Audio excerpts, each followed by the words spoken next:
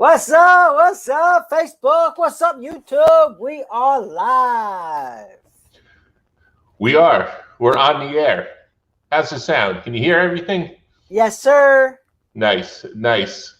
So, what about that introduction? That sound, that tune's pretty rocking. Yeah. Dun, dun, dun, dun, dun, dun, dun, dun, dun, dun, dun. That's nice. So, Matt, what are we talking about today? We are talking about BKFC 18. Number 18. That's right. Okay, and we're going to run over the card, all right, and then we may have a special guest with us tonight. And if he chimes in, he chimes in. If not, then it's all us, man. That's which is really what the people want to see anyway. So BKFC 18 is going to be in Miami, okay, on June 26th. That's 11 days. How many title fights? 4. Not 1.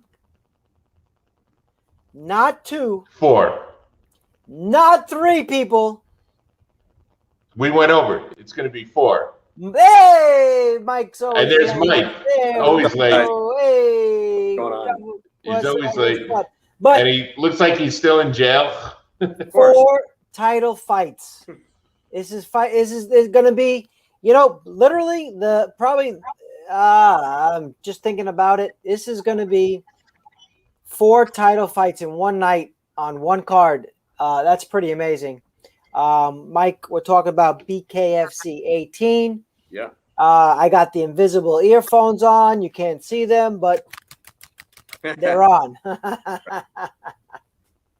I'm missing ears. I'm the invisible man.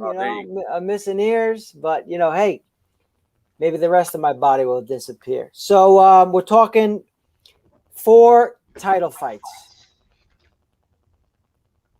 It's a big deal. Each one of these can be a main event, for sure. Yeah. You have Hector Lombard versus Joe Riggs. Yeah. That's going to be a good one. Oh, yeah. They both people love to bang. That's going to be a great fight. Thiago Alves versus Yuli Diaz. Monster. Craziness. You're breaking the news? What? I said that's craziness. Craziness.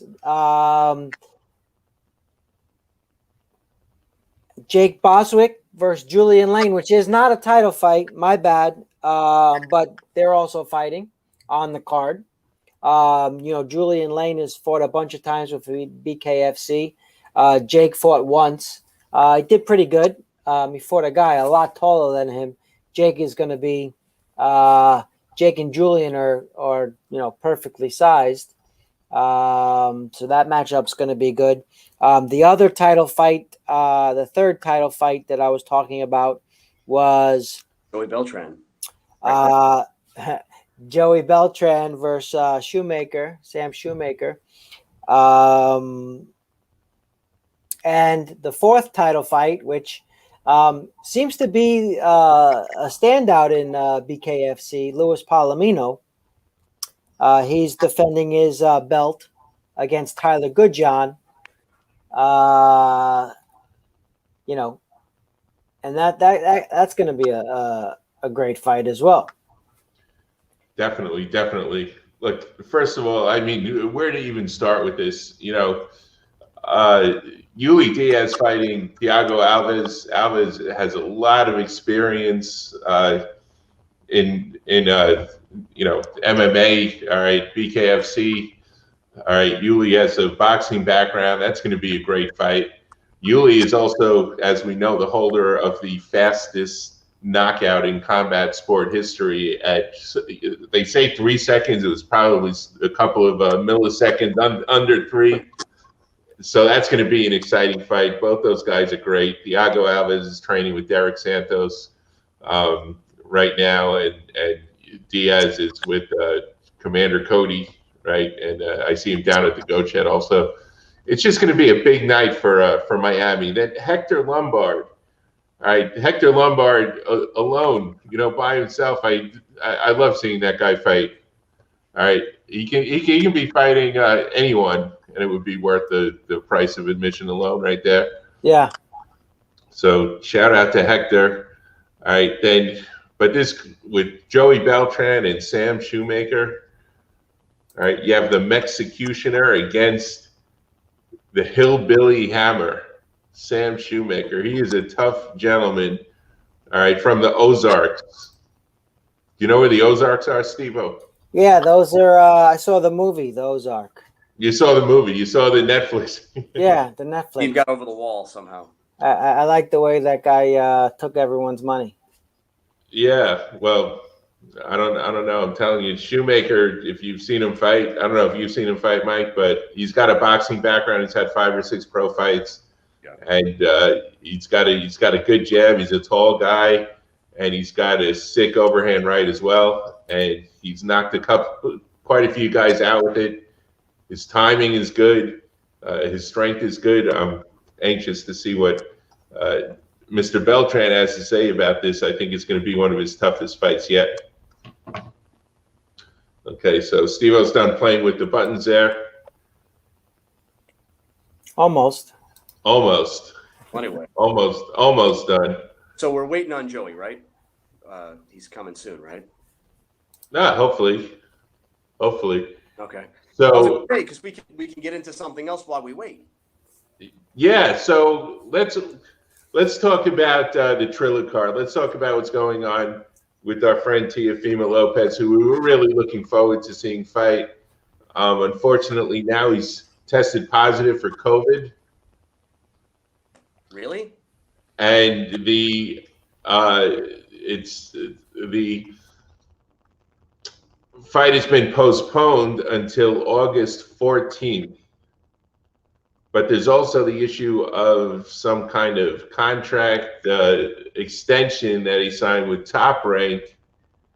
And who was it? I think it was Bob Arum. I don't want to be misquoted here. That said that he had a fight on the Top Rank card around that same time. So, Mike, what do you know about this?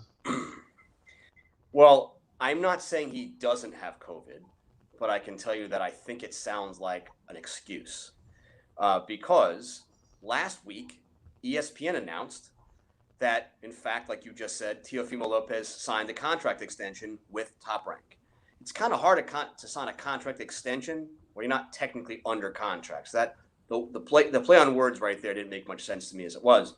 Clearly, he wasn't under contract with Top Rank at the moment because he was fighting for Triller. Right, but he was under contract with them previously. Previously, right. When they say contract extension, technically, it was just a new contract. So now the interesting thing is that if you're already going to be fighting for a promotion, are you going to be signing a contract with another promoter before you even step foot in the ring from promoter number one? It doesn't really make any sense. That's something that maybe they would have done after he got out of the fight, and then it would have actually given him a little bit more leverage in order to make an extra few bucks for that contract with Top Rank, because if he puts on a great performance, he's worth more, right? Correct. He signed a contract before he stepped in the ring. So it was almost inevitable to me that this fight really wasn't going to happen. And if it was going to happen, somehow Top Rank would have a part of the promotion because, again, Top Rank isn't going to take a guy that they just signed a very large contract to and then let him go fight for another promoter and then put themselves in danger of that top fighter losing. What is right. Top Rank do with their contract at that point? Unless there's a clause that simply says he has to win for that contract to be valid, but then what's the point of signing it now? I would think that he must have signed something with Triller also. Right. And that Triller is banking on that fight also, and that fight should go on. Well, I haven't seen exactly how many tickets Triller actually sold. I hear through the grapevine they didn't sell very many. I don't think they got anywhere near the numbers they thought they would with the sales of those tickets. Right. It may be because they had lost a couple of fighters on the card they were going to have. I mean, Evander Holyfield was supposed to be on the card against Kevin McBride. That didn't happen. They moved it to a different date that nobody was expecting. They put it on a day that there's a lot of other fight cards coming up, as you know. I mean, when I say a lot, I mean there's a lot. Saturday, probably the busiest boxing weekend I can remember. Yeah. And, you know, they're trying to compete against those people. And then if you notice, if you go to Triller's site, they're charging $30 a month or $300 a year to stream on their platform. Well, what have they shown us that it's worth $30 a month or $300 a year? They haven't done anything. I mean, even DAZN, when they first started out, which kind of Triller's reminding me of how DAZN first started out. Nobody really knows who they are. Nobody can say the name right. They say Thriller. You know, it seems like even DAZN didn't charge that much to try to stream on their platform. You know, and they had all Right. So Triller's going to go through some growing pains. I think they're trying to go too fast and do too much at once. Now, I don't know, as far as Lopez, what's going to happen here. They're already saying that August 14th, like you said, is the date now that the fight has been rescheduled for. That's pretty quick to say, I have COVID, and okay, August 14th. That was pretty quick that they were able to respond that fast. So that's a little interesting to me. But last week, when ESPN was announcing that, in fact, Teofimo Lopez had signed the contract with Top Rank, they already said they were expecting him to fight as early as August. Okay, so now August 14th, you're talking about he's got a top-notch title fight against, you know, number one contender this Saturday, and you're saying in less than 8 weeks' time he's going to go turn around and fight again and defend it against who? He's going to fight a guy like Devin Haney or another top-notch, you know, defender? Yeah. It doesn't. No, that wouldn't be possible. Yeah. No, it wouldn't be possible. He's not fighting garbage pails. He's not fighting tomato cans. He's not fighting guys where it's like, I'm going to knock him out in the first round and then I'll fight again in 3 weeks. Right. It's not that. You need months to prepare. So the fact that Top Rank had already mentioned possibly fighting in August, and then today him coming out saying I have COVID, but we have another date, August 14th, so quick. I don't think so. Again, I don't know if he has COVID. That's not the reason this fight card was canceled. They were already planning on this probably since last week, if not prior to that. And as far as Kambosos is concerned, it's unfortunate because we did hear about, you know, what he had said. And he's very upset about the fact that he had to leave his pregnant wife and children for 13 weeks to come over here for a camp. He went through his entire camp, mind you. It's over. And he was just waiting for fight night and have to lose all that time and then now turn around without a fight. What's he going to do? He's going to go back to Australia. He's going to have to turn back around and fly back over here again within a couple of weeks because he's going to have to prepare for that August card, which, again, is only so many weeks away. So it's unfair. It's unfortunate. And I don't know what contract he might have signed with Triller. So now the question is, in August, when the fight happens, you already know Top Rank is going to be involved. So is Top Rank completely going to be promoting it, or are they going to be partially promoting it with Triller? And that's going to tell us whether or not Top Rank just simply bought out the fight from Triller because Triller just couldn't afford to have it, or Top Rank cut him off at the knees and said, I'm taking it from you. There's an exit clause. You know, it's going to be interesting to see in the next few weeks what happens between Top Rank and Triller. Well, one thing Triller does seem to have is a lot of money. You know, didn't they win the bid for Tyson's fight? You know, and they have a lot of backing, and they have that whole social media platform behind them, and you know the celebrities, Snoop Dogg, and all that are probably pumping money in there also. But they were headed in the right direction by having real fights on their card. You think about where they started and just having these exhibitions, and now they want to have real fighters. On their next card was supposed to feature, I think, Chris Algieri was going to be on it, and I think Oscar De La Hoya was gonna be the celebrity, you know, the fighter on it. So, but they were trying to have more and more real fights. So. There's a lot of hearsay with it because also, if you notice that this date, this Friday, you and I talked about this, but we'll tell everybody else. This Saturday, this date, June 19th, wasn't supposed to be Teofimo Lopez. Originally, it was supposed to be Julio Cesar Chavez and Jr. Right. And Hector Camacho Jr. And all these guys were supposed to be fighting on that card down in Guadalajara, Mexico. That's what was supposed to happen with this Triller card. Haven't heard anything about what even happened with that card, but not a single thing is happening. And as far as Evander Holyfield is concerned, you haven't heard anything about that either. They actually had one small press conference where the two of them faced off, and then that was the end of that. You know, we don't know if they didn't pass their medical. We don't know if they just pulled it all together, if they didn't want to spend the money on it. Maybe, like you said, they're trying to move more towards real boxing. But as of now, Triller's known for the Mike Tyson-Roy Jones fight, you know, which is exhibition. and they're known for Jake Paul, whatever it was with Jake Paul, that fight that he had. Yeah, So, yeah. Up to now, they've just really had they're putting on the show, but they really haven't focused on boxing, like boxing as it should be, I should say, until this fight card, like you said. But besides Teofimo Lopez and George Kambosos, there was Michael Hunter, who is a decent heavyweight contender. I can't tell you, and I don't mean to be insulting, anybody else on that card, because I couldn't tell you another name that's on that card. Well, they put Vitor Belfort was on the card. They added him on the card like last week, and Aaron Aponte was going to fight on the card also. Okay. Yeah, so obviously Aaron has a huge fan base in Miami, and he's a great fighter. But to pull in the numbers, nationally, he's not at that level yet. Right. But he's certainly a big a draw in Miami. And he probably would have sold a lot of tickets. You were there at the Canelo fight. You saw all of how many seats he sold there. You saw all the people walking around with his gear on, the Alien King gear. So yeah, yeah, he sold so many tickets there that they actually gave him the ring, the canvas for his gym. Yeah. Yeah. Canelo. What'd you say, Steve? Canelo. Oh, okay. Canelo. So Steve, what happened to your background there? Now I'm tearing it down in the middle of the whole thing. He's like, I give up. Yeah, I didn't like my ears being disappeared, so. Yeah, well, that's much better what you got there going on. Yeah, got the ladder, you got the construction going on there behind you, and yeah, the mess.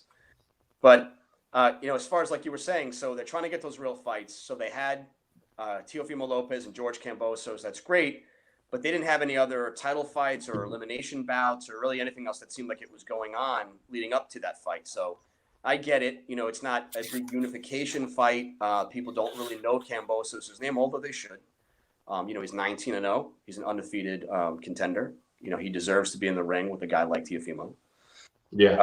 But they didn't put anything else on the card, that was kind of leading up to that fight. So when a situation like this happens where Teofimo Lopez gets COVID, they have to cancel the whole card. There's nothing else to put in its place at the last minute. It's unfortunate for all the fans. So now my question is, obviously I know these people who bought tickets, they should have the option of either getting a refund or being able to exchange them out for the new date or using them for the new date. I hope they give them the option of being able to get a refund.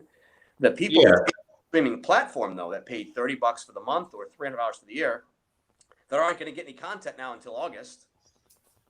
Right. Or maybe the one in July if it happens. What happens with them? I know if I spent the money, I'd be pretty pissed off at this point that I just wasted my money for the month of June. Of course.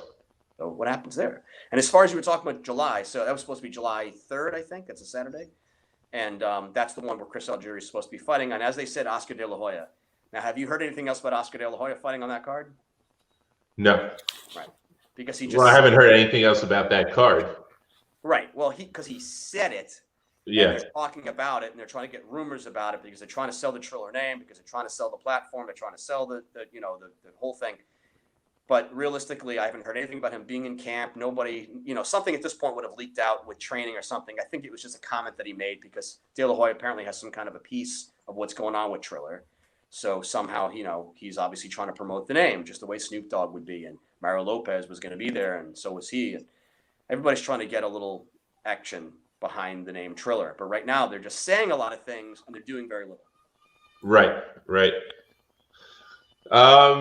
So we have, like you said, there's a lot of fights coming up. We have a local card Saturday night down in Miami. Harold Calderon is fighting for one of the IBO belts, and it's King Calderon. King Calderon. And also Bryce Henry is going to be on that card. He's a great up and comer. We've seen him before. Obviously, he's been on the show before. And also a very anticipated fight, Melissa Parker versus Rosa Venom Rodriguez, who trains with former world champ Ada Velez. And that's going to be a good fight, and it's an important fight for both of them. We saw Melissa Parker, and she was also on the show too. We saw her fight in Orlando against Cecilia Roman. All right, and that was a very competitive fight. And Rosa Rodriguez is no joke. I've seen her fight before. I've seen her sparring in the gym. She's a very, very tough woman, and I think that's going to be the fight of the night there. Right. So hopefully, we'll get that action. We'll get to interview them afterwards. Yeah, with Melissa Parker, it's interesting because, like you said, we saw her in Orlando, and we're all sitting there ringside watching it, and we're as close to ringside as we could, I suppose.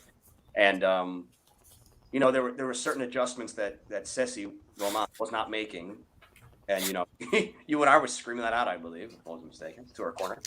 And Melissa she was very one-dimensional that fight because she didn't have to be any other way. I would say that, not saying she's one-dimensional, saying that she only had to use one dimension to control what she was doing, which is interesting because she was fighting a two-time world champion, right? And I'm just curious to see if someone makes those adjustments, how can she respond? Does she know how to make those adjustments?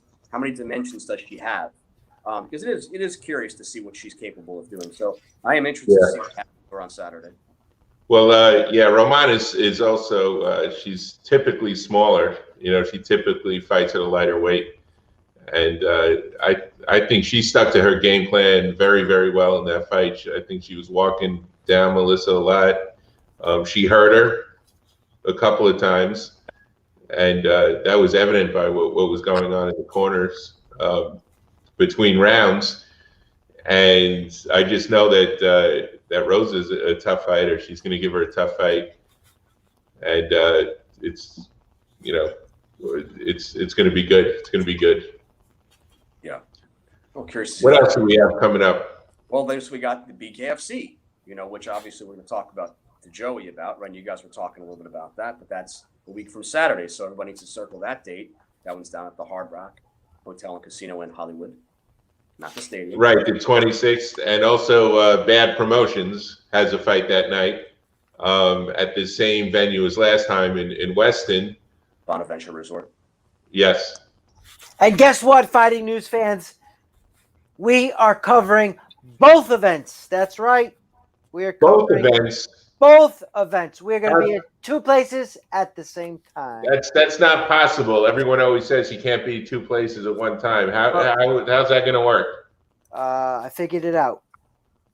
Well, the A team is going to BKFC. The A team and then the B team. We got the A team and the B team. What do you say? Well, Gerardo's going to Blake, right? Listen, it's not. The information is not supposed to be leaked yet, but we are covering both events. That's all that everyone needs to know. Okay. Hear that now? They just know we're everywhere. That's right. And believe it or not, before the 26th, where there's two events one night, we have future superstars of boxing, future superstars at the Florida Golden Gloves, the 24th, the 25th, and the 26th. The 26th finals, I do not think we're going to be able to make it, but the 24th and the 25th, we're going to have coverage of Florida Golden Gloves at Palm Beach Boxing to see the superstars, future superstars of America. So what time do those are they starting? Because they usually start during the day. They are during the day. Yes, sir. Well, the final day is usually pretty early. It's like 11 o'clock, and it'll go shorter because obviously there's less competitors at that point in the finals. Yeah. Yeah. It may be over by 2:30, 3 o'clock. I don't know. It's maybe possible to actually do both or do all three. Yeah. Hey, do all three. Yeah. So Friday, Saturday, and Sunday, Palm Beach Boxing. Check it out, people. mean, Thursday, Friday, Saturday, right? Thursday, Friday, Saturday. Thursday, Friday, Saturday. Yeah. Do you have to buy tickets for that, or can you buy tickets at the door, or what? Before they sell out, I would buy tickets. Call up Palm Beach Boxing. Get your tickets. Yeah, typically they do have leftover at the door for sale, but again, Yeah. if they sell out, you never know the crowd behind it. Yeah, one guy can sell out the whole place. So, literally. Yeah, it's not that big. And Yeah. also, it's not too late to sign up, from what I understand. Also, everyone needs to register. Fighters need to register. Coaches need to register. So if you're out there and you're listening and you want to participate in that, make sure you register. Well, look, guys, none of us have ever officially gone pro. So I guess we're all technically we can fight in the Golden Gloves. So well, you need to register with USA Boxing and do it today, right now. Sign up, all three of us. Let's go. And believe it or not, they have a Masters. we have an event called Titan FC, not 50, not 60, but Titan FC 70 on July 2nd. And they have a middleweight world title on the line. So that should be cool. And where are they having that one? Where do you think? The Intercontinental? Correct. All right, Miami Intercontinental. All right, that seems to be their new home. That's right. So we got a bunch of events coming up.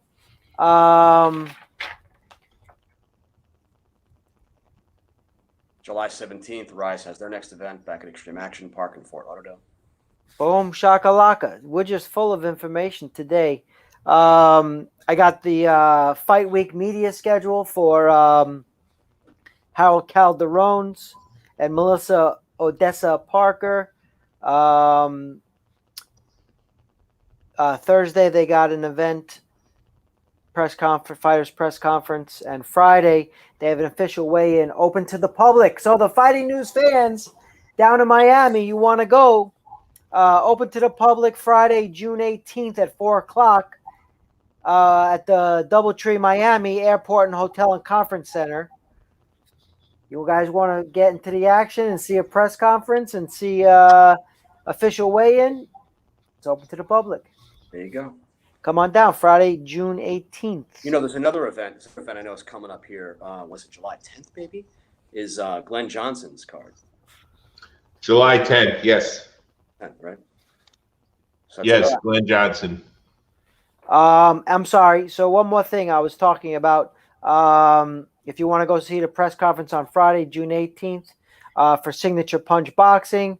And also if you want to buy tickets for that show, it's signaturepunchtickets.com, or you can watch it on pay-per-view at signaturepunch.tv. And if you want more information, go to signaturepunch.tv.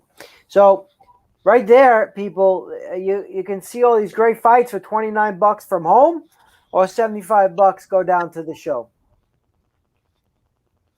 Yep. Exactly. That's right. Oh, the Fighting News fans are going to like this. The Fighting News fans are going to like this. We have new merch in stock. What? People. New Fighting News gear never seen before. Whole new line. That's right. So everyone says, oh, I got that shirt. No, you don't. You got none of these. These are limited edition new shirts and hats coming out soon. Don't give my stuff away, Steve. And if Mike doesn't stop by the shop soon, the last time he stopped by was like pre-COVID, so it's been a while. I made him a bunch of shirts, size medium. Same time I made Matt his shirts, and Matt picked his up. But Mike's are still there, and if someone comes and says, "Oh, I love this shirt, nice Under Armour," I just give them away. Yeah. So, you know, you better come soon, son. I'll send a courier down there to get it. Nope, gotta be in person. Got it in person. So I made Tim the Bear Moore for XFN.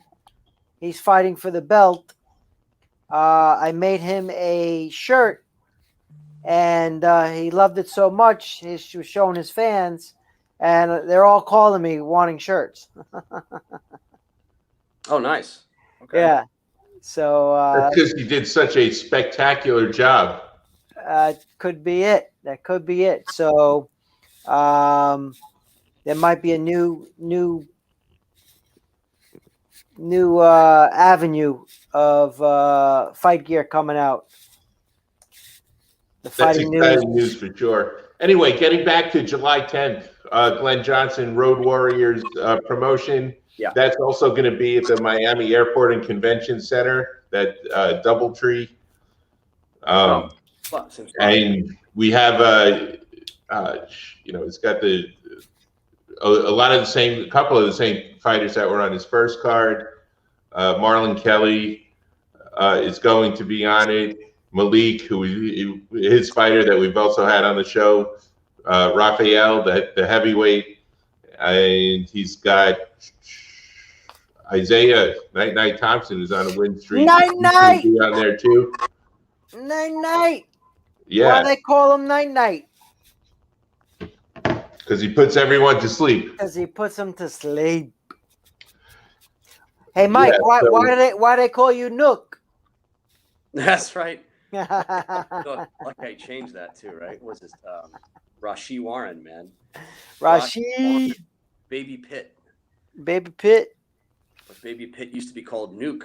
Nuke. Because he said that all the time when he was a baby, he had that pacifier in his mouth. All the time. They used to just call him that. And I guess for some reason, people made fun. So he changed his name to Baby Pitt. Yeah, he made fun. That's crazy, man. There's the background story on Rashi Warren, former Olympian. Yes, sir. Olympic champion, I should say.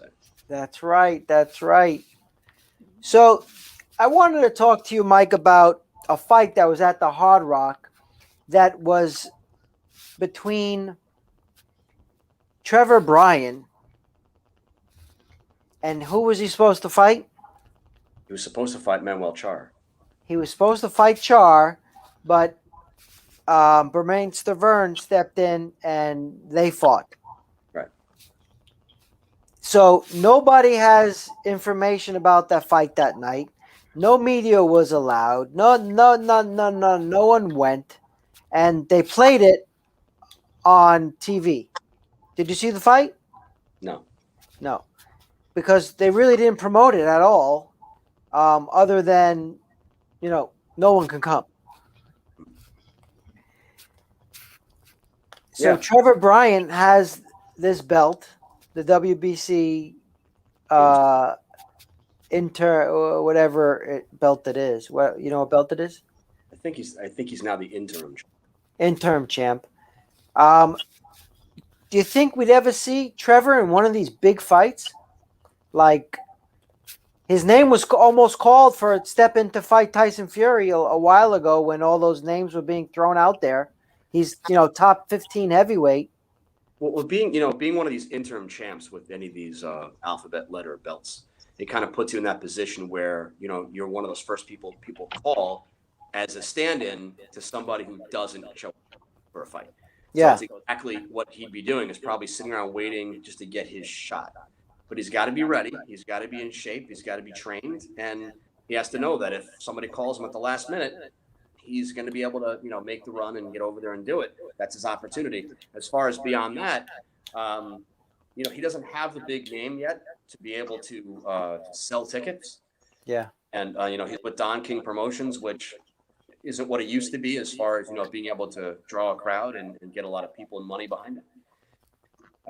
He's going to have to sort of take the long road to try to get where he wants to be. He's going to have to hope he can step in. Even if it's not a title fight, he's going to have to take chances. Somebody else steps out, he steps in. Hopefully he can get a couple of fights in there. Being an interim champ doesn't demand that he fights the number one contender. It just doesn't work that way. Really these interim belts and these subpar, whatever they call the other belts, whatever they call them, the WBA's got a regular champion.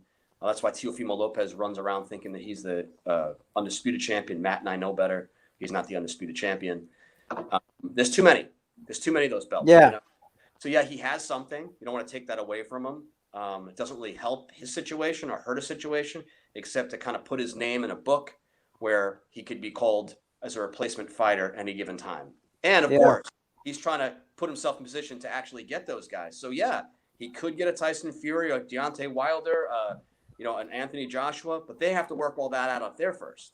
So those two guys are fighting each other. Everyone else is kind of sitting around waiting. Yeah, I just remember like when Tyson Fury needed someone dropped out of a couple years ago.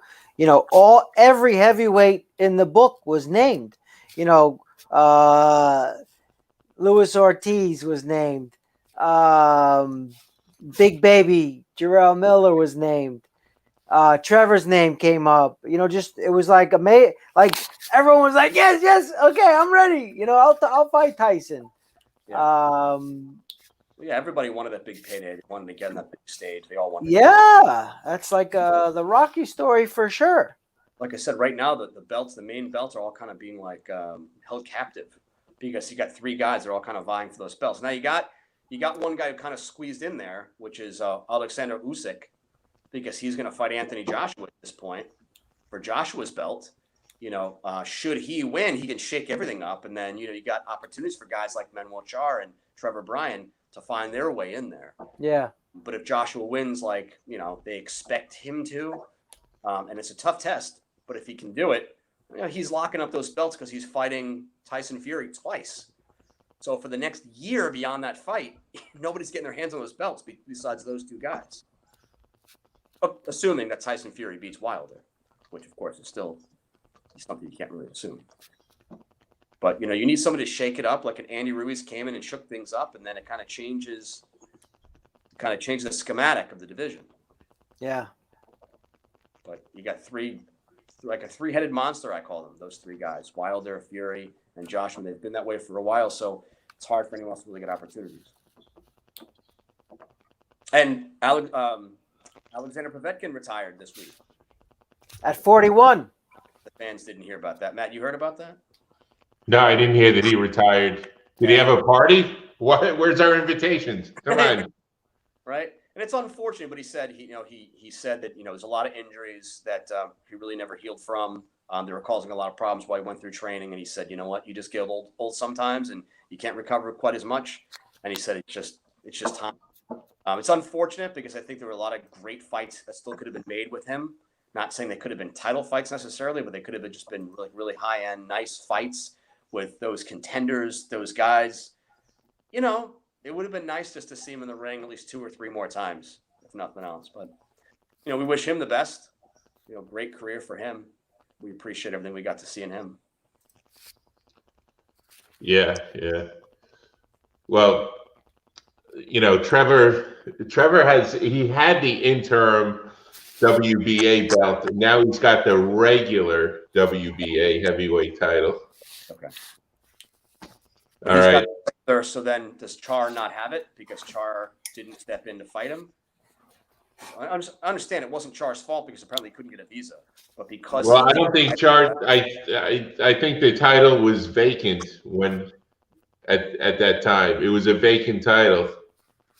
I thought it was pretty much like Trevor the interim versus Char the regular, and they were going to fight for the number one spot technically. But it didn't. Yeah. It's all it's all politics with them, and it's all about the sanctioning fees also. Hey, you're fighting for a regular title, you have to pay us more sanctioning fees than the interim title. Well, that's what PBC is making their name off of all that. Premier Boxing Champions, all they have are regular champions. It's all they use is the regular champions, but they're the ones who dictate who gets to fight for those belts. And every time they have a fight, they say it's the heavyweight championship. It is the middleweight championship, and those are never the championship fights. But they confuse people. They deceive people into thinking that they're actually watching the fight, but they're not.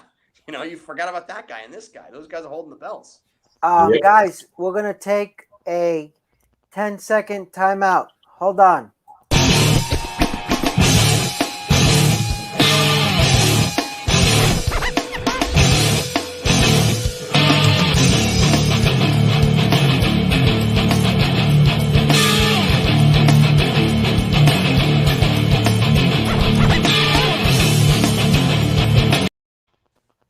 And we're live. Nice. What's up? Oh, I like hearing that sound. All that noise that comes out of it. Yeah. You like that? Well, no, you had it on mute. You know that, right? Didn't hear it. No. You couldn't hear it? Nope. Are you kidding? No, I couldn't hear you.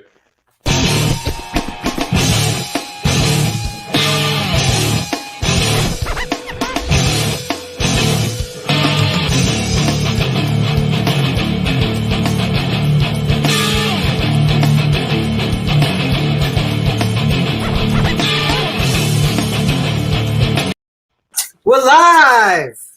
There we go. There we go. And there was actually a button that said tap for sound. Oh. But Okay, so when my earphones are plugged in, you can't hear it. Yeah. All right, but Matt didn't tell me that when I played that before, so Yeah. I heard it. blame it on the rain. Yeah, so that's the story. That is the story. We're going to set up some more interviews this upcoming week before Bare Knuckle 18, BKFC 18. We got a bunch of people that are in the works, and look out. So, as far as Joey's concerned, that's going to be next time out, right? Maybe next time we'll have Joey. Yep, maybe next time.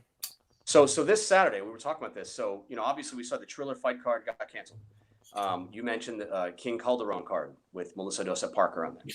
But my God, we were talking about all the fights that are happening this Saturday. Very busy weekend, but we didn't elaborate on that. So we want to make sure the fans are aware that, Matt, your favorite fighter right now is fighting this Saturday, right? Yes, he is. Naoya Inoue. Mark my words, he's going to be considered the pound-for-pound best fighter in another 2 or 3 years. The monster. Absolutely. You got Gervonta Davis fighting this Saturday. Yes, you do. Yeah, Vasily Lomachenko is fighting this Saturday. Yes. I mean, there's like 6 different fight cards out there right. Oh, and Jamil Charlo is fighting this Saturday. So if that was and you didn't when you mentioned Harold Calderon, you didn't say what they're fighting for. Yes, I did. What'd you say? The WBO. They said IBO Intercontinental Welterweight title. Right. And that's undefeated Harold Calderon. Yes, he is presently undefeated. That's right. Yeah, so all we these wish him fights, the best of luck. So if you want to watch boxing, you can't make an excuse not to, because you got to be able to watch one of those cards. I don't even know if any of those people are fighting on the same card, but I don't think that they are. I think there's, all these. No. Some of them. Well, anyway, is fighting on ESPN on the top ranked card with Michaela Myers on the undercard. Yeah, I didn't. Right. Yeah, so she's an exciting fighter also.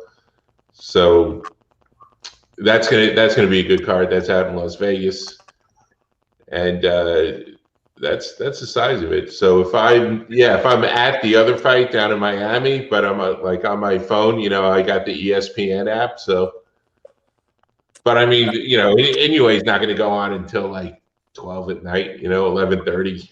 Yeah, and then as far as Charlo's a PBC fighter, so I have to assume that fight's probably on Fox or something. It's like on regular network TV. Yes. Right. So I would think so. Earlier, so you could actually watch that one and still be able to watch the Inoue card later on. Right. So you have the option to be able to watch a couple at once. Oh, one thing we didn't talk about, guys, as I sidestep a second, Clarissa Shields. She fought for PFL. Oh, Clarissa Shields. Yeah. She had her MMA debut, and she did really well.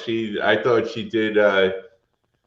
She surprised everyone by not keeping it on her feet. and fighting on the ground. Even when she could have let her opponent up, she continued to fight on the ground, and it was an impressive win for her. She's a great competitor. But was there any surprise that she was going to win with ground and pound? I mean, of course she could have been standing up, but I'm saying I don't think it was going to be a submission with her. One way or the other, she was punching the lights out of her opponent. Yeah. But when her corner was even telling her, advising her to stand back up, and then she didn't want to. Right. And Amanda Serrano also had an MMA fight, and she won. Oh, she did. I didn't know that. Yeah. Was it on the card? No, it wasn't on the same card. No. Oh, I didn't know. I think it was in Mexico or somewhere like that. Another great boxer, great champion. Yeah. So I want to play this little clip over here because we're featured in the BKFC coming attractions. Take a look.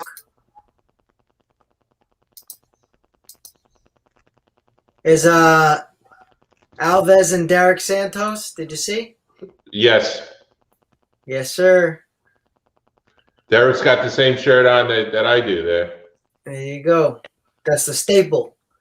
The staple black and white. So there he goes again. Just wanted to point that out.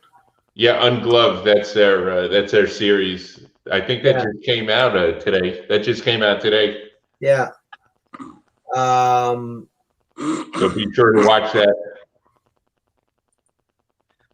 But there's one piece of news that we didn't cover, and you got to assume this has got to be the biggest news, right? Steve, your daughter graduated high school. My daughter graduated high school. Wow. Big news. That is big news. It's great to be a Florida Gator. Yeah, now she's going to be a Gator. And Mike's going to take all his memorabilia and bring it over to my house. Yep. Have a big Gator party. Hey, shout out to Monica Hadviker. What's up, Monica? Where's she at? She's watching. Hey. Live. She's gonna guest interview with us at Glenn Johnson's event. Oh, that's what's up. Yeah. Hey, sup, puppy? Yeah. So, Monica, you want to come on the show now? Monica, come on. Matt will send you the link. I'll send you the link. Hold on a second. I'm actually going to bow out, guys, because I couldn't be any hungrier if I tried. No. Dude, Mike, it's 8:49. You're eating your first meal of the day probably, right? No way, Jose. I ate once at around 12:30. So, yeah, it's time to eat again, for sure. All right, and then there were two. Right. Okay, Monica said no way, so she's probably, it's late at night. We understand. Don't worry about it. You'll be in all your glory on July 10th. All right, helping out. She knows the fighters in Glenn's stable very well because she was in Glenn's stable at one time, and maybe even still now. I'm not even sure. That's right. That's right. I'll try to make that event, guys, and make sure I don't get stranded on the highway along the way this time. That's right, and get some paintings up there behind you, or do something. At least like I don't know, like something there. I'll get something going. I'll put some handprints. Okay, Steve is now wearing his daughter's glasses. Yeah. All right, guys. Have a great night. All you fight fans out there. Again, this Saturday, a lot of boxing. Don't miss it all. Don't miss it. All right, guys. We're not. Thank you for the advice, Mike. See you later. All right.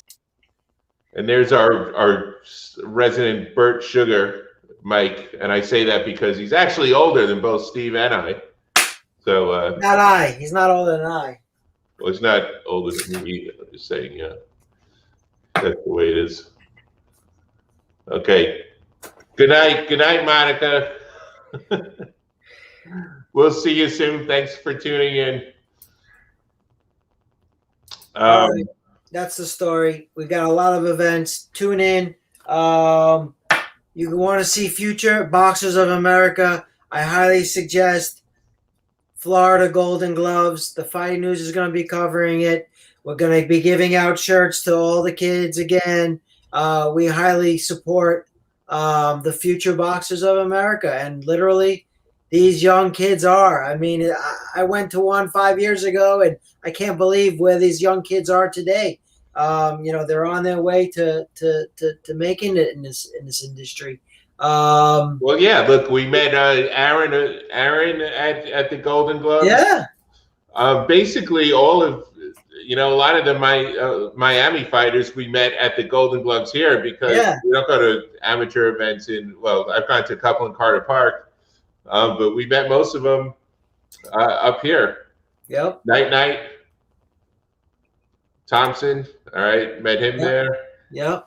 A lot of these guys that are going places.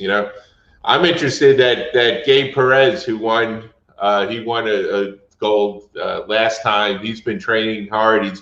I think he's been going from one camp to another. He's training with Derek for a little while now. He's at Delray Boxing. I'm eager to see how he's doing. Plus, he's grown like 5 or 6 inches. He's grown 5 or 6 inches, and he's strength training also down at DeRue's, at Phil DeRue's gym. Yeah. So, I want to see where that kid goes. Yeah. Shout out to Gabe Perez. What's up, champ? Team Perez, follow him. Follow Night. Follow Aaron Aponte. I asked Haley. Haley said she wasn't sure if she was fighting on this one. Haley, shoot. Yeah. She said she was not sure, but I'd like to see her back in the ring. Speaking of Ryan Perez, what's up, Ryan? Yeah, what's doing, Ryan? That's what's up. Yeah, did Ryan miss the whole conversation we had about Saturday night and Bryce Henry fighting on the card? I think he did, but I don't know. But shit, Jared's fighting. Let's.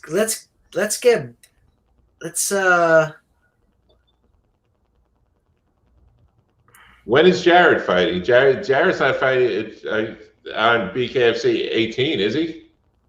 No, I think the following one. The following one, yeah.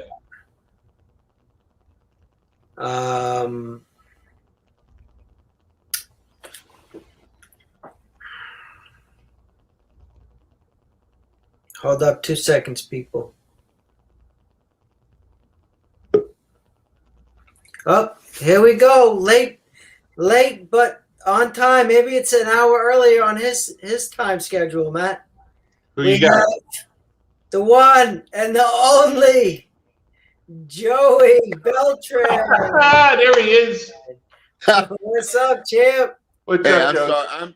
I'm sorry, you guys. I totally thought it was at 9, so I go on thinking I'm doing the good. Oh, I'm gonna go early, 8:50. I was like, oh shit.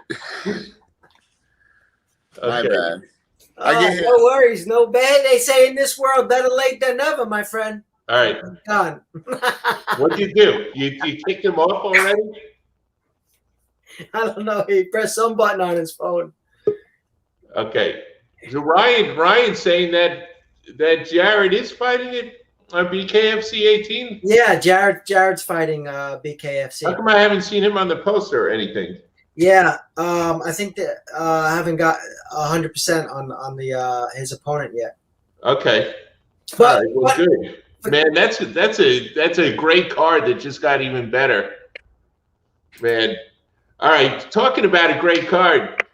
Joey Beltran, how are you? It's nice to see you. How are you doing? I'm doing well, man. I'm doing well.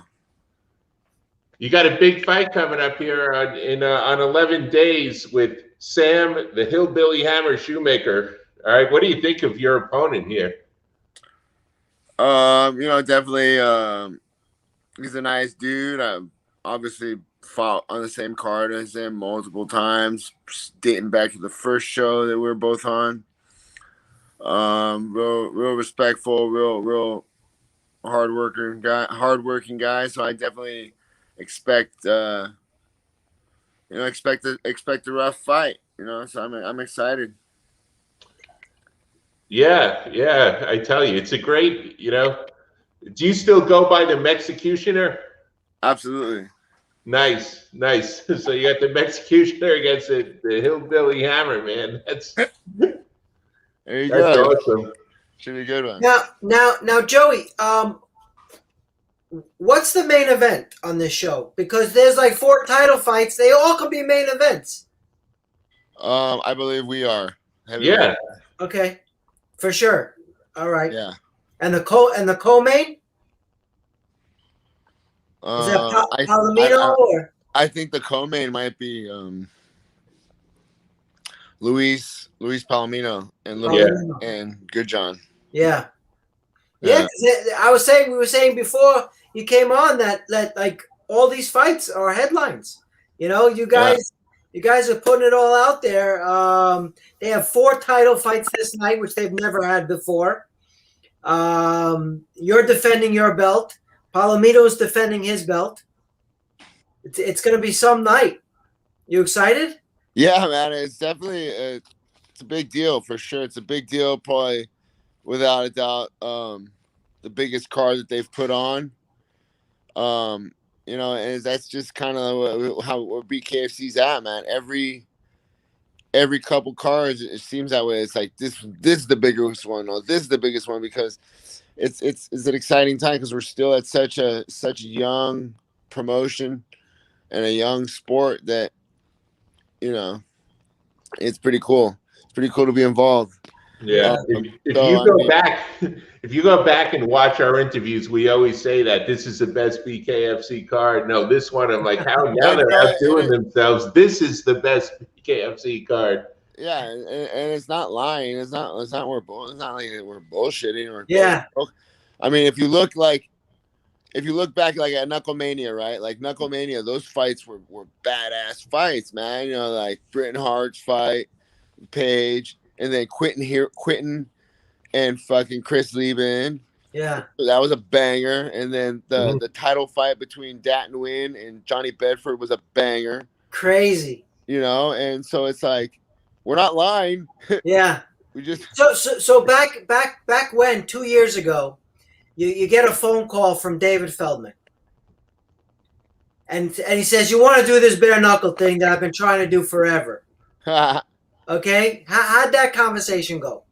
So actually it was kind of similar. It was about 3 years ago or whatever. 3 years ago. But so what had happened is that I was trying to continue my. So I went like 17 months without fighting, and then I had an opportunity to do like a big money fight out in Russia against Sergey Kharitonov in MMA. Wow. Against Sergey Kharitonov, and so I took it like on 5 weeks' notice and just got off the couch and just trained my ass off for 5 weeks. Right. And went out and fought my ass off. I lost the decision, but before that fight, man, he was on like a 6 first round knockout streak. So yeah, he was killing people. So when I did that, I was like, all right, I still got it. I still got some gas left in the tank. I can do this shit still. So I started training, started losing weight, and trying to get back in a really good fighting shape. But for whatever reason, I couldn't get any fights, any regional show fights, because I had been cut from Bellator and stuff by that time. So in order to get back onto a big show, I had to get a couple smaller wins. Right. I just couldn't get any. I couldn't get any luck. So my old coach, who was managing Rowdy Beck at the time, hit me up. He's like, "Hey, man, you wouldn't be interested in doing this bare knuckle shit, would you?" And I was like, "Yeah, man, actually, I would. I can't get in a fight anywhere else. I'll fucking do it." And the funny thing is that when he that we were first in talks. The first opponent was Sam Shoemaker. Yeah. So I actually like looked up Sam Shoemaker's fights on YouTube way back when, and then like a week or so later, it got switched to I was gonna fight Tony Lopez, which was way more appealing to me because I fucking hate Tony Lopez.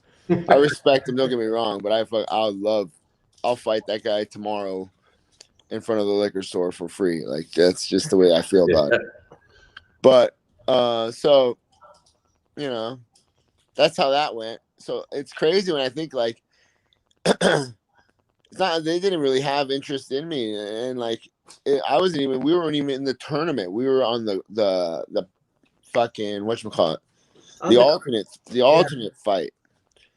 And then that night BKFC won, like we were the swing bout.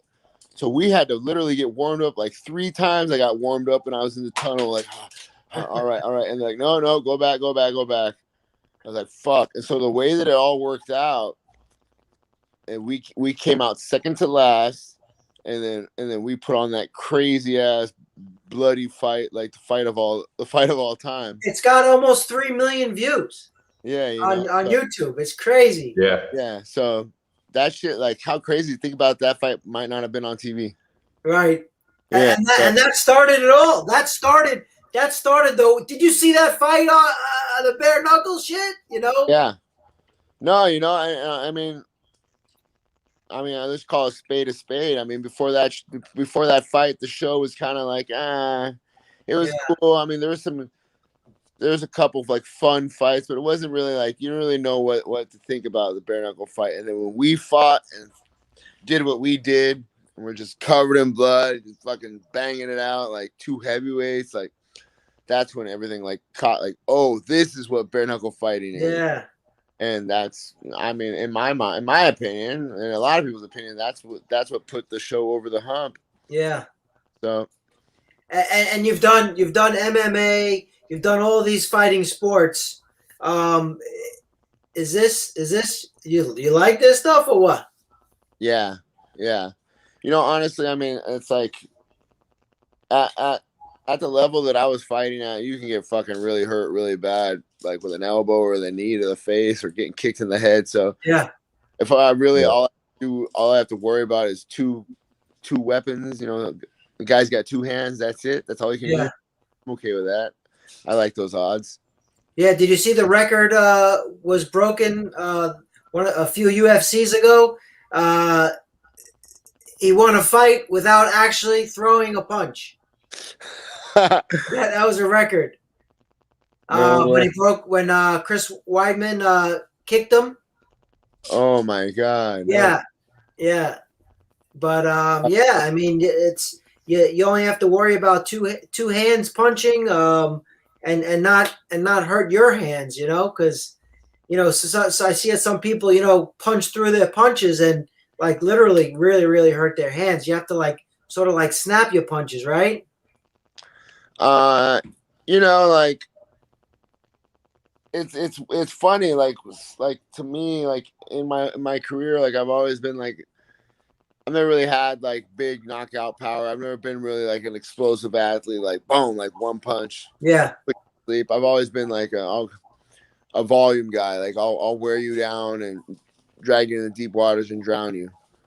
So, it's kind of like a blessing because now I'm bare knuckle. Like I never really hurt my hands. My hands maybe are sore for like a week after. Yeah.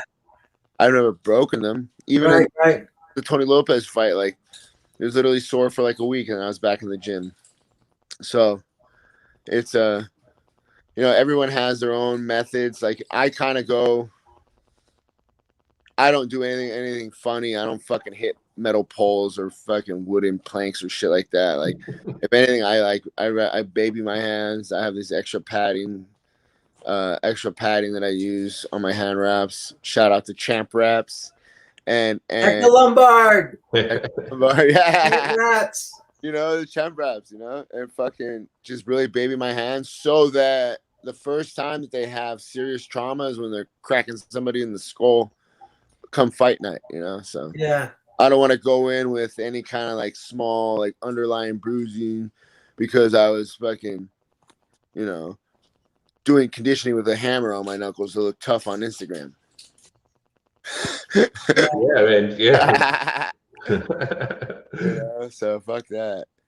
So going back to your opponent for a second, when you first saw that tape of Sam Shoemaker, what did you think of him when you were supposed to fight him the first time? Oh, I mean, like he's a professional, like a club level, like a club pro boxer, like a professional boxer. He's 4-0 at the time, but he had 4 decisions, so he couldn't knock out the soup cans that he was fighting. And honestly, like I just feel that like he's gotten better, but I mean he's very much the same fighter that he was back then. And whereas I feel that I've gotten way better, but like the best version of Sam Shoemaker will always lose to the best version of Joey Beltran. That's just the way I feel, man. Like I just think I'm just fucking. I'm gonna fight. We're gonna fight, and I'm gonna win. That's about it. That's about it. Yeah. And whatever, I think I'm gonna finish him in the 3rd round. And like I just. Don't get me wrong, he's good, he's strong, he's big, he's powerful, yada yada yada. But I mean, I've been going against guys like that for the last 15 years, so he hasn't shown anything spectacular or anything out of the ordinary that really worries me. So Yeah. I'm really excited to go out there and just get into a fucking fist fight and beat him up. And the championship fights, they're 5 2-minute rounds for the championship. Yeah. It's the same. It's the same. Yeah, that's funny is that they said that we were supposed to go up to 7 rounds. I welcome that shit, man. Yeah. That'd be fun. But as of right now, it's just 5 2-minute rounds. Right. It happened. It happened once. It happened once. It happened once. That. Well, they went into a 6th round. I'll leave my comments. Yeah, 6th round. Yeah. Whatever. I mean, yeah, that's kind of sucks for those people that had to go through that, but whatever. It is what it is. So what's it like fighting on this card with all these other guys from Miami, who you must know and train with some of them? Obviously you just mentioned Hector and Champ Raps. Who are these other guys that are on the card if you trained with in the past? Oh man, so I mean, just out of Boxar Studios alone, which is the gym that I'm training out of, we have 3 gentlemen on the undercard. We have Cedeno, who's fighting, I think, at 155, and he's actually a UFC veteran, and he's fighting. We have your Dennis. Yeah. The Pink Panther. Yeah, the Pink Panther. I remember seeing him CFA champ. CFA. Yeah. Yeah. So, and then we also have Monty Abugali, who's making his debut. A good little amateur. I believe he was like the Florida State Golden Gloves champion, so he's got some hands on him for sure. And then another guy that trains this name is Eddie Concepcion, based in Miami. Just another guy, just putting in the work day by day right beside me. So I just judge people off of the efforts that they put into. So these guys are all putting in the work. Yeah, necessary to go out there and do it. Now it's just a matter of doing it, which always brings variables. Don't get me wrong. It's always at the end of the day, like you can be an animal in the gym, but it's what you're going to do under those bright lights. Yeah. What about, have you ever trained with, worked with Jake Bostwick or? No. I never have actually. I've been fucking supposed to many times, but it's just like, we just never made the drive down there. Yeah. So no, I did not. Really, I've spent a lot of rounds sparring with Hector Lombard. helping each other get Oh, ready. so you're the one guy that does that. Oh yeah. It's fun. How do you see the fight with Hector? I think that Joe Riggs is good and he's tough enough that he'll make a fight out of it. But I mean, Hector Lombard just has that just explosive power and explosive athleticism that he can just end the fight like that. Yeah. So I think that's and it's only going to be a matter of time before he gets his hands on him, before he gets him in the right situation where he can explode on him. Yeah.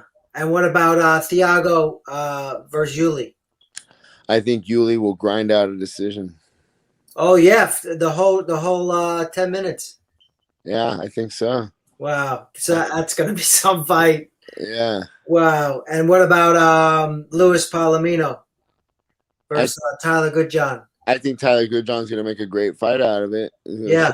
A lot of improvement from his last fight against Crazy Horse, but Luis Palomino still takes the decision. Okay. So all the belt, all the who do we got? This is Ryan wants to know Jared versus Thompson. Kid Gotti versus Travis. Oh, I forgot. Damn it. I forgot about those guys. Yeah, versus Travis Thompson. You know, it's like it's one of those fights that who's gonna implement their style and who's gonna like have full level commitment. You know, if Travis comes out from the giddy up and just says, fuck you, I'm gonna make a nasty, ugly, dirty bare knuckle fight, he can win. Yeah. Definitely can win. But if for some reason he comes out and he decides, oh, he's gonna be a boxer, then Kid Gotti's gonna light his ass up. Yeah. He'll look good doing it. Yeah. Wow. It's a matter of that, you know. If Travis comes out from the very beginning, and just, you know, I'm gonna get in your face, I'm gonna rough you up, I'm gonna wrestle you, take you to the ground, tackle you, whatever, get warned by the ref, make it ugly and filthy as possible. Wow. Yeah. And then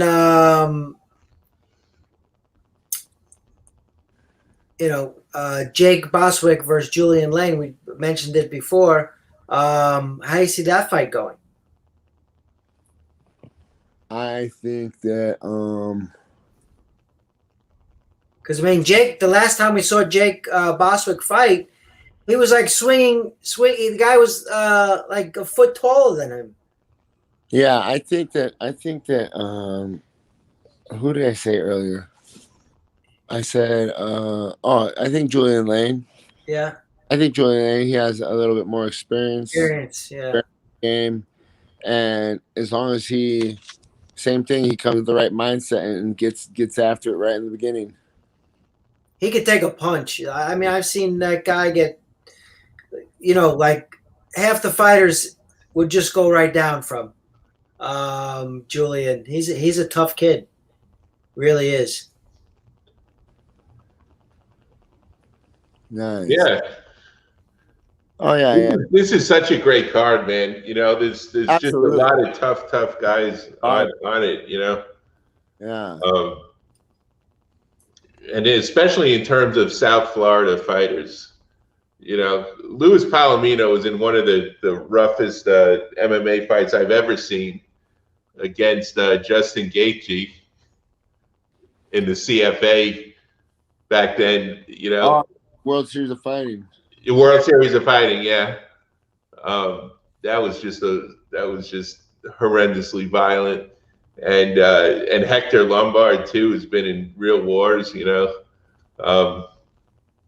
So have you, obviously, and I mean, you know, Kid Gotti is just he's got great hands on him. You know, this is just going to be a great night of fights. You know, Yuli. And the best part of it, there's like 10 after parties that I've been hearing about. So, you know, it's at the Hard Rock Casino. Yeah. Which, you know, they were like a little bit hesitant to announce where it was going to be for quite some time. But then David, secured it because the Hard Rock didn't want any live shows. Yeah, I mean, that was annoying for being a fighter, I mean, I've been Yeah. in Miami since January training, and I came out here January 24th. Initially, it was supposed to be for 5 weeks, and we were gonna fight like April 16th was the first Right. day. And then that slowly but surely did not happen, and then it was like sometime in May, and then fucking sometime June. Like, oh my god, boom, boom, boom, boom. So finally, to finally have the date set was freaking awesome. Yeah. So I'm excited. Yeah, man, the fact that it's there at the Hard Rock is even better. Yeah. Oh my God, you guys are gonna put on some show. I'm so excited for this event. June 26th, Hard Rock, the new casino hotel. They've been dying to, have an event like this there to like basically like reopen the place. So that I know they're excited. I haven't even been. This is my first time I've ever been. So. Oh yeah! Wow. It's really, really nice. It's really like a Vegas style hotel now. Beautiful. Yeah, it's really nice. That's awesome. Yeah, Yeah, and it's great. where you guys are fighting, the ring is set down on a stage, and then the seats are elevated seats going all the way up to the VIP rooms. So it's really nice. It's a really nice setup. Heck yeah. The only thing I don't like that I haven't gotten used to being here on the East Coast is the fucking fights don't start till 10. Like, horrible. Oh yeah. Probably means I won't fight till midnight. Whatever. But Hey, Yeah, they should do something about that. I mean, that's the time you want to be asleep. It's the middle of the night already. I know, man. Hopefully take a nap or something. Yeah, they should actually have fights on in the morning. That's when people are the most awake. Oh, that'd be hilarious. Yeah, after lunch you have a meal, you need a nap then, and then forget it at night. yeah. Yeah. You think David could find a opponent for Paige Van Zandt, or did he for next month? Did he announce that yet? Yeah. She's fighting Rachel Ostovich. Yeah, that's right.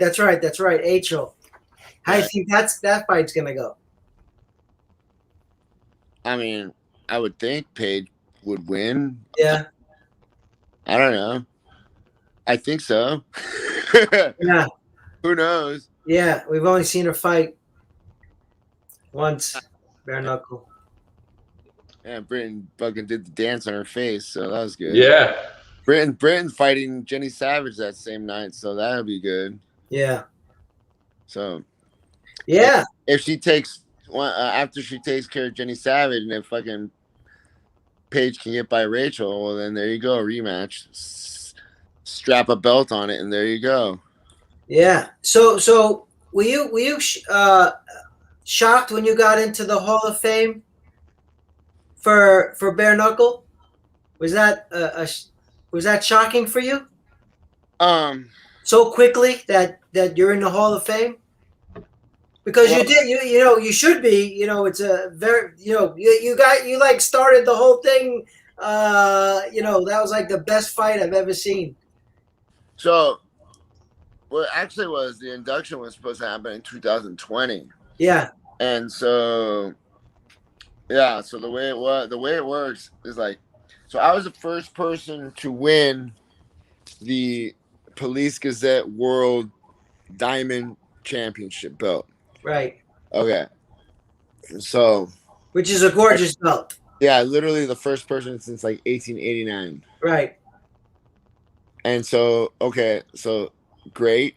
But then the reason why I was always a little unclear, like so back in the day, right, back in the 1800s, they had an American title. They had a Police Gazette American Championship belt. There was the belt that was traded back then, wins and losses.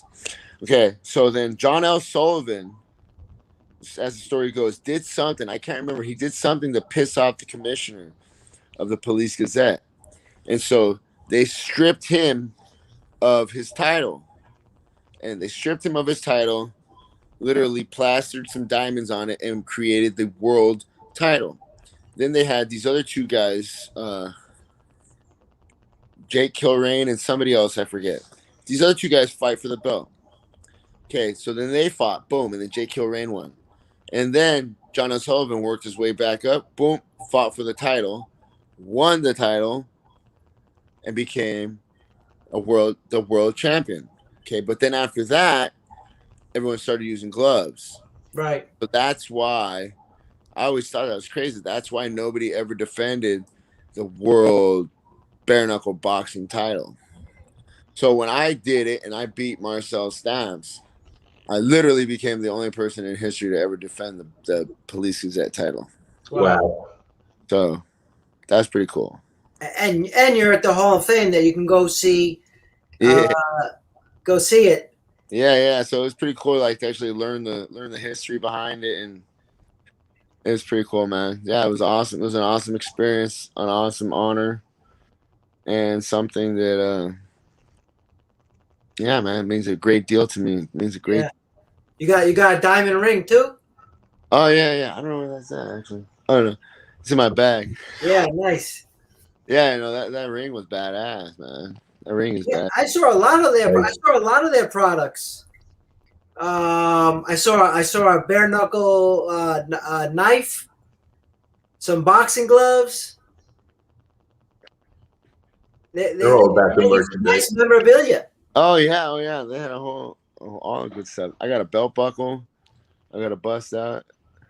Yeah. Yeah. Oh yeah. It's very badass. So where are you now, Joey? I'm in Miami. You in a hotel? Where are you? Oh no, I'm in my house. You're at your house in Miami? Yeah. Nice. But you're from California originally, right? Correct.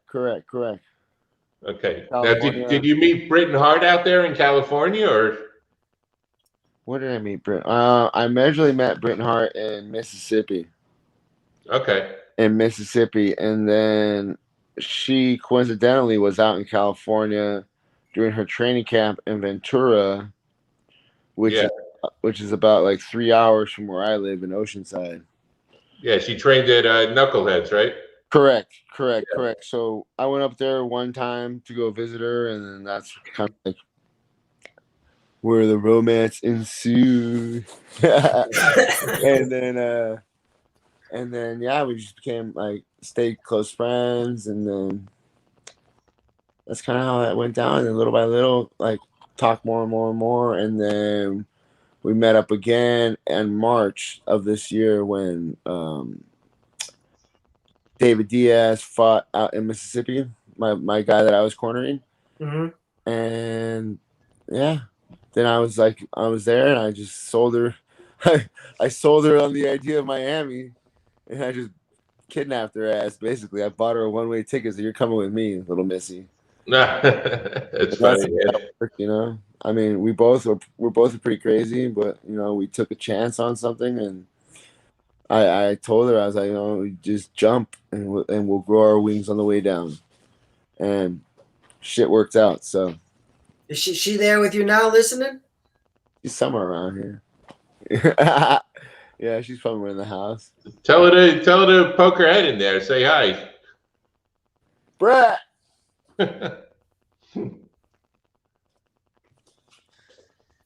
Hey guys. Hey, how's it going? Friend. What's he doing? Not much. What's going on with you? Oh, just doing the same thing, enjoying this awesome, amazing guy. How excited are you for the fight? An hour, but I get him for every hour, which is so great. Nice. So I'm glad I get to share just for a little bit. But no, I'm doing really good. What do you think about his fight coming up? It's just a matter of countdown right now. All the hard work is done. Winning is done in the gym, and I've seen him being there every day, 3 to 4 times a day. I've seen him spar monsters like Greg Hardy and 20-0 undefeated pro boxers. I've seen him go. we traveled and went to Danville and sparred some hood monsters there. So he's gotten all these different types of looks. He's gotten MMA fighters, UFC fighters, street fighters that are just gonna slug it out on you. He's just ready for any and everything. And to me, I think that says a lot, going out of his comfort zone, sparring and being around that diversified of a group of fighters, and especially all bigger than him. And I think he's huge, but these guys are definitely bigger than him, and Joey makes them still look like wimps. So I'm just excited to see him, do the same thing to Sam Shoemaker. No disrespect, but I know Joey is a legend in the sport, and I'm excited to see him grow with that legend and defend and do what he set out to. And I know that he can do it. Yeah. I think he's like the first legend in the sport. We were talking about that a little bit before. Really BKFC kind of, really grew out of his first fight. That really showed what the sport really was, and how exciting it can be. Yeah, absolutely. I couldn't agree more. And I didn't actually even realize it until, going and seeing that. And I was like, wow. And, it's really great and amazing that he gets it. And the thing is he's not even finished. He's not even halfway there. So he's already a legend, and, he has barely scratched the surface. So that's pretty exciting and crazy of a feeling. So I couldn't imagine what he's going through, but he's sticking to it. And I know he wants it more than anything. Yeah. And what's up with you? You're going to be on the next card in July, or? Yeah, I am. I'm excited. I also am excited to announce that I have the world champ as my coach and trainer now. So he has been coaching me. So we haven't officially said anything and announced it. So you guys are kind of hearing it first. But Breaking news. I know. I have decided that, Joey's going to be my head coach along with Marcus Luck. So that's who I'm going to move forward for this fight in July. So I'm excited. Marcus is in Virginia right now. So until we can get, we need some sponsors and stuff to get him down here so he can work with me down here in Florida. But until then, Joey's taking the reins, and I definitely trust him. And I don't see why I shouldn't, since he seems to be the one and only legend in the sport. So I should consider myself pretty lucky. But going forward, so I'm just trying to be like him, following greatness footsteps. I want to get, I have to knock out this girl coming out who's kind of in my way. And then once I do that, that will make a statement that I'm ready for the title, and I'll get that. And, once I have it, I'm going to, do everything in my power to keep it and show that I'm the number one female. Yeah. You know what I like about you, Britton, other than your with Joey, because that's great for both you guys. But when Paige Van Zandt, first you called her out, and then they announced you weren't going to fight her. They announced her with another fighter, and when you came out and said, that's my fight. That's that whole scenario, and speaking your mind, and basically you earn the fight that way. I love that. That was really, really admirable to me, how you got that fight, and then your dream came true and you beat her. So congratulations to you. Thank you. And I kind of, and I remember, it's still so crazy. I remember so many people saying, let it go, Britton. Don't stress over it. The second fight will be the better fight. It will be more money for you, blah, blah, blah. And I just remember thinking, like, I tell everyone, when I am 100% about something, I am like, I don't let it go, which could be a good and bad thing. But I kept on it. And I just felt somewhere that it was like, it was important and of dire necessity to me get that fight. So I made that video, and I remember so many people were like, nah, it's not happening. And once I made that live video, they were like, oh, never mind. And everyone said that was what changed. And it was just really powerful to me to know what one person can do and what your voice can do to change the outcome of your life. And for me, if I never would have done that, like, you're right, maybe I would have been passed over. And now look at me, I'm definitely on. I just can't even believe how much that fight has changed my life. I'm so thankful that I was allowed to show the world what I'm capable of, and and show some other people who I really am. That's right. That's right. And the fight news was there ringside for your fight. We got pictures after, your famous picture with the number 1. Yep. Yeah. So, what was going through your mind after that fight? I mean, did you have any doubt in your mind that you weren't going to beat Paige Van Zandt? Was there any doubt going into that fight? No, I knew I was going to beat her, but it was just the fact of, that she's tough. And, it's not that I don't have knockout power, because I really think that I do. It's just a lot of my style is a little bit different and more strategic to just knocking somebody out. Like I'm more of like a chess player, come from that boxing, sweet science kind of thing.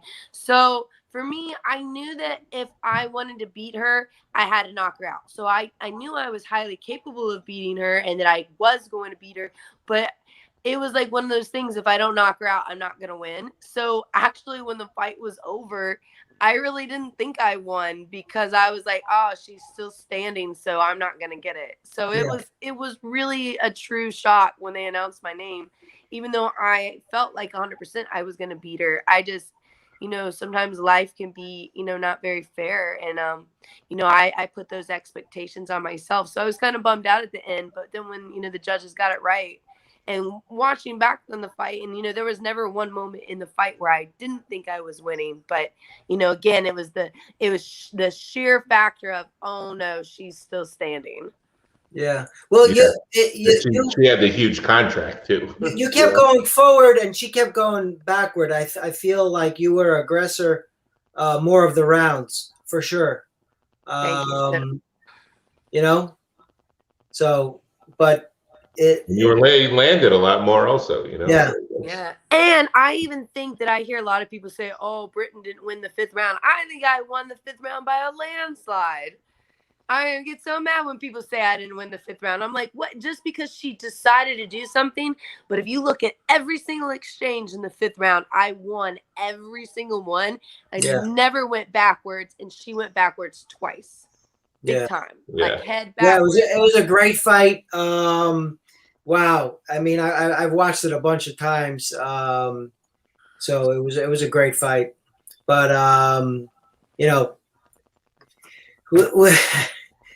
have to have you on the show sometime before your next fight. But we're talking about Joey Beltran, and we've been on live for an hour and a half now. And he says I'm the talker.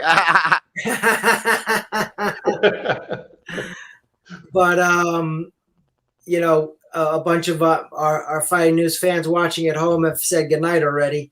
But we got the time mixed up a little bit, Yeah, sorry about that, guys. No. Thanks for coming on. But no, let's do some.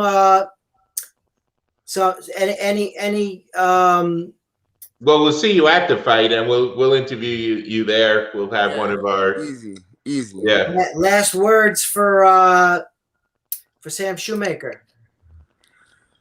Yeah, I mean, honestly, Sam, I wish you good health and good luck in the last couple of weeks of training, and I will see you under the lights, bro. Britton, last words. Bam! No words, just action. and Britton. That's another soundbite, by the way. That was good, Britton. I like that. I know a thing or two. Britton, what's your prediction of the fight? Joey's fight? 3rd round knockout. Okay, so you're both 3rd round. Yep. Okay. Absolutely. We're on the same page, me and this guy. All right. Well, the under-over is 6 minutes, and place your bets now. Mention the Fighting News, and you won't get any discount, though.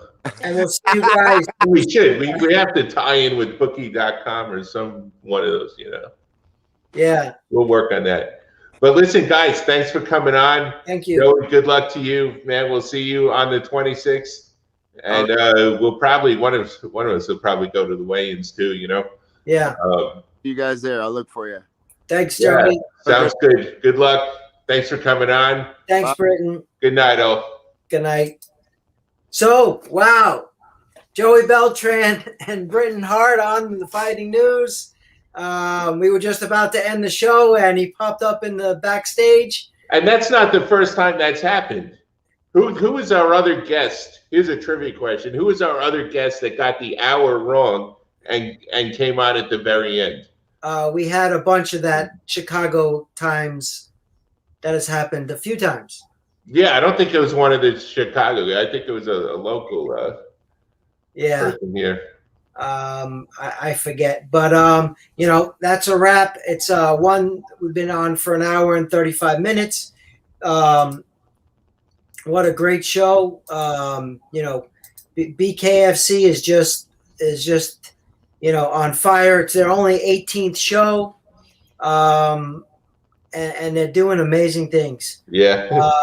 So shout out to Joey Beltran. Follow him on Instagram at Joey Beltran _MMA. Check out his YouTube videos that went viral, has 3 million hits on it. Go to youtube.com, type in Bare Knuckle Fighting Championship 1 and watch his fight, Joey Beltran. It's amazing. You'll be amazed at this fight. And follow us on Facebook, The Fighting News, on Instagram, The Fighting News, or the _fighting_news. YouTube, of course. We have interviews with all these guys. Anybody who's anybody, we have the interview at The Fighting News on YouTube. Twitter at The Fighting News. And of course, always Matt's awesome articles, Mike's awesome articles, my awesome pictures, Gerardo's awesome pictures on thefightingnews.com. Sign up, subscribe to our website. You get all the great articles that come out. And Monica McCullough, thanks for watching. Thanks for sticking with us. Team Beltran, Team Hart. Let's go. What a great power couple those guys are. And Matt, again, my co-host, thanks again for coming on and setting this up with Joey. He's a good guy. I like that guy. Yeah, he came through last minute. I just set it up today, and that was nice that he was able to come on. Usually we like to give people a couple of days notice. But then we're like, man, BKFC's coming out. We got to get some of it. Beltran Joey has never been on our show. Yeah. Most of those other guys that we've had on the show at least one time before. Yeah, and they've all contacted me. They want to set something up. This week. So stay tuned. We have more guys coming on the show. Jared wants to come on the show again as well with Ryan. Yeah, definitely. So we're going to be setting stuff up this week. So thanks everyone for tuning in. Matt, always a pleasure. Good night.